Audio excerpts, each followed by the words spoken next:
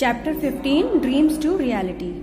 In this chapter, we are going to study about Dr. APJ Abdul Kalam, the 11th President of India. So let's start. It was evening in the picturesque seaside town of Rameshwaram on the southern edge of Tamil Nadu. एक शाम का यहाँ पे आपका description है जो कि रामेश्वरम के सी साइड टाउन पे है, जो कि on the southern edge of Tamil Nadu के सबसे दक्षिणी किनारे पे जो रामेश्वरम स्थित है उसका एक बहुत ही मनोरम दृश्य है, बहुत ही अच्छा साइट है। वहाँ पे सी साइड समुद्र का किनारा है। A cool breeze was gently blowing in from the sea along with the sound of waves lapping against the shore could be heard the sweet sound of birds circling overhead.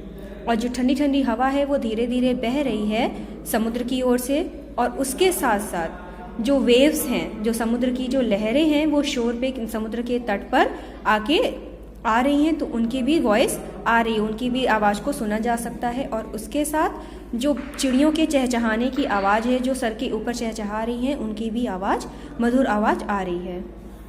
Among the children playing on the beach was a boy with wavy hair and dreamy eyes. और जो बच्चे वहाँ पे बीच पे समुद्र तट पे जो खेल रहे हैं उसी में से एक बच्चा है, एक बालक है जिसके हेयर्स हैं वो वेवी हैं, कर्ली हैं, और उसकी आंखों में ड्रीम है, सपने भरे हुए हैं। This youngster was who letter become the 11th president of India. और यही जो यूथ है, जो यंगस्टर है, जो नौजवान है, वो बाद में चलकर हमारे भारत का 11वां राष्ट्रपति बना।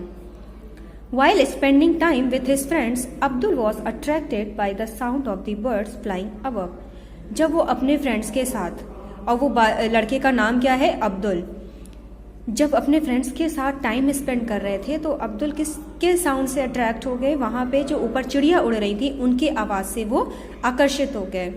He carefully observed that a fledgling perched on a boat was trying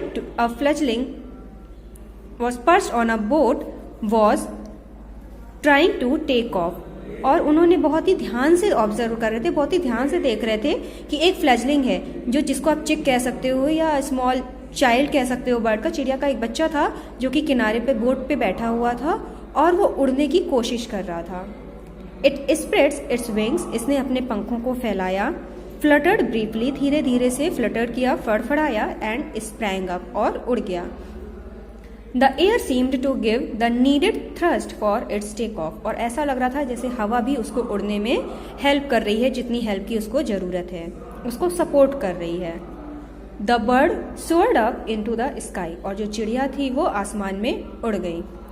It steered its pace and course with great ease. उसने अपनी गति को, अपनी जो स्पीड थी, पेस था, उसको गाइड किया कि उसको किस दिशा में उड़ना है, और वो बहुत ही आसानी के साथ उसमें उड़ गई।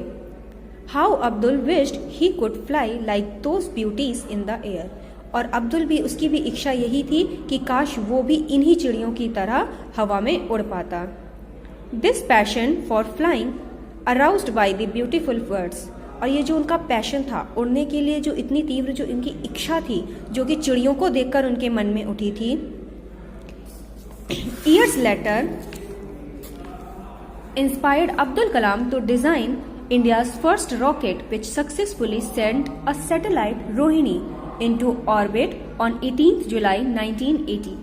It was called the SLV-3 satellite launch vehicle. और जिसी कारण से ही, जो उनके चिड़ियों को देखकर जो उड़ने की इच्छा थी, उसी के कारण उसी ने इंस्पायर किया उनको कि वो हमारे भारत का, अब्दुल कलाम क्या करें, फर्स्ट रॉकेट लॉन्च करें, डिज़ाइन करें, उनको बनाएं। और उसी रॉकेट ने, उसका नाम SLV-3 रखा गया, सैटेलाइट लॉन्च व्हीकल, जो कि 18 जुलाई 1980 में उसके ऑर्बिट में, उसके अक्ष पे छोड़ा गया। और उसको क्या लेके गया था, एक आर्टिफिशियल सैटेलाइट जिसका नाम रोहिणी था।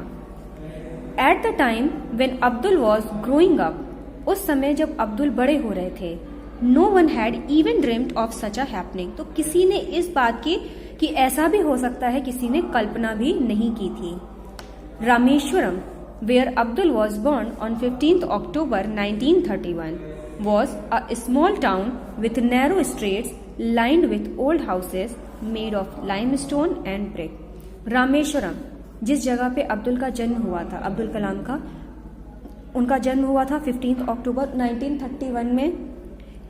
एक छोटा सा शहर था जो कि जिसकी जो गलियां थी वो नैरो सड़कें थे और उसमें लाइन से पुराने पुराने घर थे जो कि चूना पत्थर और ईंटों के बने हुए थे। The town was famous for its Shiva temple, और जो शहर था वो अपने शिव मंदिरों के लिए फेमस था, प्रसिद्ध था। The temple consist of a long corridor of 213 metre. जो टेम्पल हुआ करते थे वो उसका एक बहुत बड़ा सा नैरो पैसेज होता था, सकरा सा गरियाला जैसा होता था जो कि 213 मीटर लंबा था। Lined with statue of donors, और उसमें लाइन से उन डोनर्स के स्टैचू लगे हुए थे। Nowadays people from all over the country visit his ancestral house on mosquito street. आजकल जो लोग हैं वो पूरी कंट्री से जाते हैं उनके पेरेंटल हाउस को, उनके एंसेस्ट्रल जो उनका जो पूर्वज जो पैतृक जो घर था उनका मॉस्क स्ट्रीट पे, उनके पूर्वजों के घर को देखने जाते हैं। Built during the middle of the 19th century, उनका जो घर था 19th सेंचुरी के मिडिल में बना हुआ था। इट इज़ अ स्मॉल, बहुत ही छोटा, सिंपल बंगलो, सिंपल सा बंगलो था।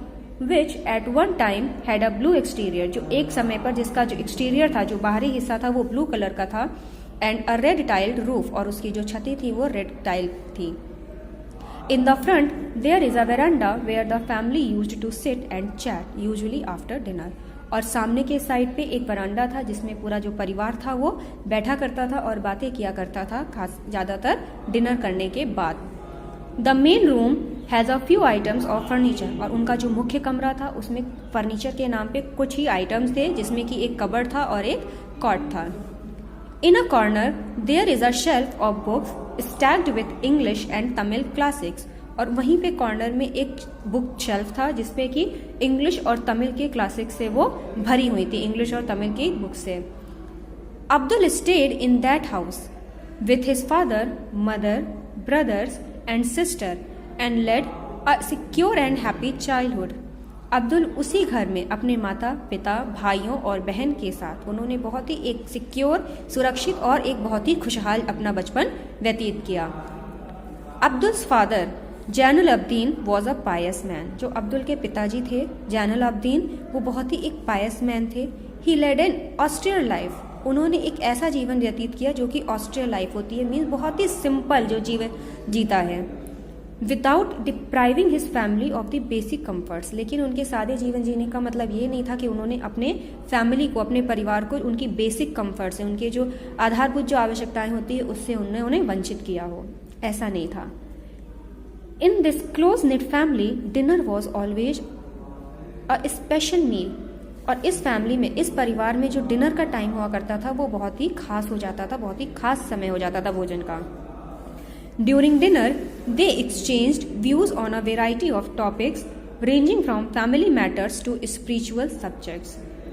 और वो खास क्यों होता था? क्योंकि डिनर के समय वो लोग आपस में बहुत सारे टॉपिक्स पे, बहुत सारे विषयों पर चर्चा करते थे, अपने एक दूसरे के जो विचार होते थे वो एक्सचेंज किया करते थे, चाहे वो फैमिली मैटर से स्टार्ट होता था और जाके अपने आध्यात्मिक विषयों पर खत्म हो जाया करता था। मीन्स वो किसी भी टॉपिक पे चर्चा करते थे आपस में।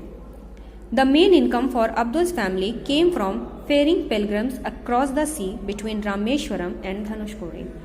जो अब्दुल की फैमिली की जो मेन इनकम थी, उनकी जो मेन आय होती थी वो किस तरह से होती थी? जो तीर्थयात्री आते थे रामेश्वरम की यात्रा करने, तो रामेश्वरम से धनुषकोडी तक में जो लोगों को एक जगह से दूसरी जगह पे समुद्र की यात्रा कराते थे, उसी से जो पैसा मिलता था वही अब्दुल की फैमिली की मुख्य आय हुआ करती थी। Pilgrims visiting Rameswaram made it a point two visit Dhanushkodi. जो भी पिलग्रिम्स होते थे, जो भी तीर्थयात्री आते थे रामेश्वरम को देखने के लिए, उनका ये था कि वो धनुषकोडी भी देखने जाते थे, जो कि 20 किलोमीटर्स अवे इन द सी, जो कि समुद्र से वो 20 किलोमीटर की दूरी पे था। Dhanushkodi has a religious significance. जो धनुषकोडी है उसका एक अपना एक धार्मिक महत्व है। Ferrying pilgrims fetched good money and family lived comfortably. तो लोगों को, जो तीर्थयात्रियों को एक जगह से रामेश्वरम से धनुषकोडी तक पहुंचाने में जो उनकी अच्छा खासा पैसा मिलता था और जो उनका पूरा परिवार था वो अच्छा खासा जीवन व्यतीत करता था। However, a devastating cyclone lashed the shore of Rameswaram and their boat was destroyed. हालांकि एक बार क्या हुआ, साइक्लोन आया, डिवास्टेटिंग, बहुत ही ज़्यादा भयानक, बहुत ही ज़्यादा नुकसान पहुंचाने वाला साइक्लोन आया, चक्रवात आया, जो कि रामेश्वरम के किनारे पर आया। और उनकी जो बोट थी, जिस बोट से वो तीर्थयात्रियों को यात्रा कराया करते थे, वो पूरी तरह से डिस्ट्रॉय हो गई, नष्ट हो गई। The family lost their only source of livelihood in one Swift tragic stroke. पूरा परिवार ने एक झटके में पूरे अपने जो लाइवलीहुड जो था, जो जीविकोयापन का जो उनका जो साधन था, एकमात्र सहारा जो था, वो उनसे छिन गया। The enterprising young Abdul wanted to help the family through the crisis. तो जो इंजीनियर्स, जो यंग अब्दुल थे, जो छोटे ही थे उस समय, तो अब्दुल चाहते थे कि वो अपनी फैमिली को इस क्राइसिस के वक्त, इस परेशानी के वक्त अपनी फैमिली की मदद कर सकें। इंटरप्राइजिंग होता है कि एक ऐसा व्यक्ति जिसके मन में हमेशा नए नए थॉट्स आते रहते हैं। चूँकि अब्दुल थे, वो बहुत ही ज़्यादा बड़े बड़े उनके सपने थे, तो जिसके कारण से उनके लिए इंटरप्राइजिंग बोला गया है।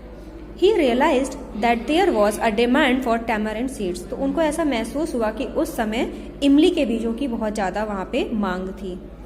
ही decided he would collect them and sell them to a shop near his house. तो उन्होंने डिसाइड किया, उन्होंने ऐसा निश्चय किया कि वो इमली के बीज को इकट्ठा करेंगे और वो पास की शॉप में उसको बेच देंगे। His family wanted him to concentrate on his studies. लेकिन जो उनकी फैमिली थी, वो चाहती थी कि वो अपनी पढ़ाई पे फोकस करें। He said he would study as well as help his family. तो उन्होंने इस पर कहा कि वो पढ़ाई के साथ साथ अपनी फैमिली की मदद भी करना चाहते हैं। Reluctantly everyone agreed. तो ना चाहते हुए भी, अनविलिंगली, सभी लोग तैयार हो गए। Even while studying or enjoying the evening with his friends on the beach, he set aside some time to collect tamarind seeds and sell them to the nearby shop.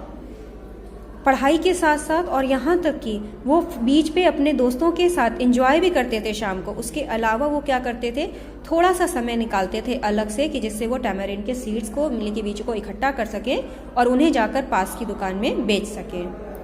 For this he was paid the princely sum of 1 anna. और इसके लिए उनको एक बहुत ही अच्छी आय होती थी, वो भी 1 आना के बराबर। और 1 आना आपका होता है, एक कॉइन होता है जो कि रुपए का 16वां भाग होता है। Besides selling tamarind seeds, he helped his cousin Samsuddin to sell the popular Tamil newspaper Dinamani to earn a little more money.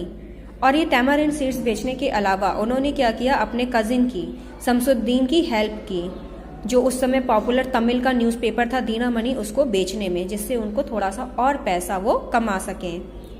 Eight dawn several bundles of दी। एकदम डॉन के समय, एकदम जो भोर के समय ही बहुत सारे जो बंडल्स होते थे न्यूज़पेपर के, प्रिंटेड इन मद्रास, और उस समय मद्रास में वो प्रिंट हुआ करते थे, छपते थे, were thrown on to the platform. तो वो प्लेटफॉर्म पे फेंक दिए जाते थे रामेश्वरम के, जो रामेश्वरम के रेलवे स्टेशन का प्लेटफॉर्म होता था। क्यों? फॉर पासिंग ट्रेन, जो वहाँ से ट्रेन गुजरती थी उनके लिए। Trains did not stop at Rameswaram station during those days of the second world war. क्योंकि उस समय रामेश्वरम पे जो ट्रेन हुआ करती थी, रेलगाड़ियाँ रामेश्वरम स्टेशन पे नहीं रुकती थी, उस समय सेकेंड वर्ल्ड वॉर चल रहा था। As almost all of them were commandeered to transport troops. क्योंकि सारी की सारी जो ट्रेन थी उनको सेनाओं को एक जगह से दूसरी जगह पे ले जाने के लिए लगा दिया गया था। तो उस समय रामेश्वरम स्टेशन पे ट्रेन कोई भी स्टॉप नहीं होती थी। Abdul after picking up the bundles, जो अब्दुल थे वो क्या करते थे, बंडल्स को उठाते थे, मार्क्ड फॉर इस एरिया, जो उनके क्षेत्र के लिए मार्क किया जाता था। रश्ड, भागते थे, and handed them over to Shamsuddin, और भाग के जाते थे वो अपने कजिन शमसुद्दीन को, उसको पकड़ा देते थे। Who gave Abdul a small amount for the service he had rendered. तो जिसके लिए शमसुद्दीन क्या करते थे, अब्दुल को एक छोटी सी रकम देते थे, एक थोड़ा पैसा देते थे उनकी सर्विस देने के लिए। There was a great demand for Dinamani. उस समय दीनामणि न्यूज़पेपर की बहुत ज़्यादा मांग हुआ करती थी, because the people wanted to know about India's freedom struggle. क्योंकि उस समय जो लोग थे वो इंडिया की फ्रीडम स्ट्रगल जो चल रहा था, जो स्वतंत्रता का जो संघर्ष चल रहा था, उसके बारे में जानना चाहते थे। And the latest developments of the war, और जो युद्ध चल रहा था उसके समय में कि जो एकदम तुरंत की क्या डेवलपमेंट्स है, उसमें क्या हो रहा है वॉर में, वो भी जानना चाहते थे। इसलिए दीनामणि न्यूज़पेपर की बहुत ज़्यादा डिमांड थी। This is how Abdul earn his first wages. और यही इस तरीके से उन्होंने अपना पहला जो पारिश्रमिक था, जो अपना पहला सैलरी थी, उन्होंने मिली थी। However it was the joy of being able to care for his family that Abdul cherished most. लेकिन उनको पहली कमाई से भी ज़्यादा किस बात की वो चेरिश करते हैं, वो किस बात को ज़्यादा अप्रिशिएट करते हैं कि उनको जो अपने फैमिली को सपोर्ट करने का, अपनी फैमिली को हेल्प करने का जो मौका मिला, उसकी जो खुशी उनको हुई थी वो उनको ज़्यादा अच्छी लगती है। इवन डिकेड्स लेटर, इवन कि 10 सालों के बाद भी, ही रिकॉल्स, 10 यहाँ पे डिकेड्स दिया हुआ है यानी कि मीन्स कई दशकों के बाद भी, he recalls earning his own money, वो अपनी पहली कमाई को फॉर द फर्स्ट टाइम, पहली बार उन्होंने जो कमाई की थी, पैसे कमाए थे, उसको वो याद करते हैं विथ इमेंस प्लेजर, बहुत ज़्यादा खुशी के साथ, and a sense of pride, और एक सम्मान की भावना के साथ, क्योंकि उसको जब ये याद करते हैं तो उनको अपने आप पे बहुत ज़्यादा गर्व महसूस होता है और बहुत ही ज़्यादा खुशी भी होती है। So the chapter is over. I hope you like it.